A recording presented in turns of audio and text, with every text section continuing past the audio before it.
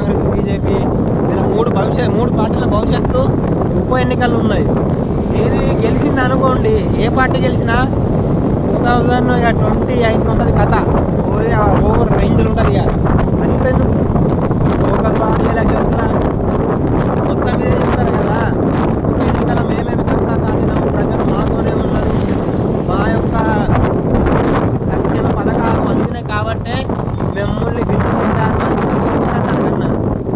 అందుకే నమ్మండి, నువ్వు అలా చేస్తుంటే ఇంట్లో నమ్మకుండా ఇంటికి పోయి ఎత్తే మీ జీవితం కూడా పోయిందా.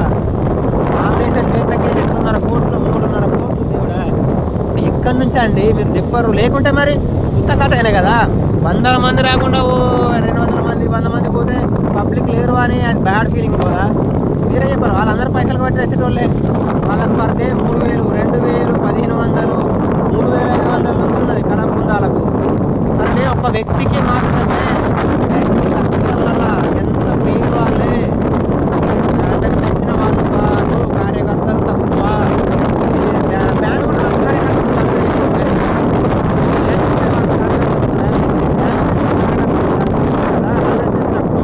కార్యకర్తలు ఉంటారు. ఇప్పుడు మనకు చిట్టులు పంచినప్పుడు ఐడెంటిటీ కార్యకర్తలు అంటారు. మొత్తం కార్యకర్తలు మీరు నమ్మితే నమ్మండి, మీ ఇష్టం, ఎవరి లైఫ్ వాళ్ళది. కానీ గ్రేట్.